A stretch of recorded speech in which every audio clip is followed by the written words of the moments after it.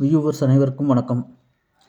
26/2/2026 இன்றைய தங்கம் வெள்ளியின் விலையை பற்றி இந்த வீடியோவில் காண்போம். 22 கேரட் ஆபரண தங்கம் நேற்று கிராம் ஒன்று 14,930க்கு விற்பனையானது. இன்று வர்த்தகம் தொடங்கியவுடன் கிராமுக்கு 10 ரூபாய் குறைந்து 14,920க்கு விற்பனையாகிறது. மேலும் ஒரு சவரன் 1,19,360க்கு விற்பனையாகிறது. 24 கேரட் தங்கம் நேற்று கிராம் ஒன்று 16,288க்கு விற்பனையானது.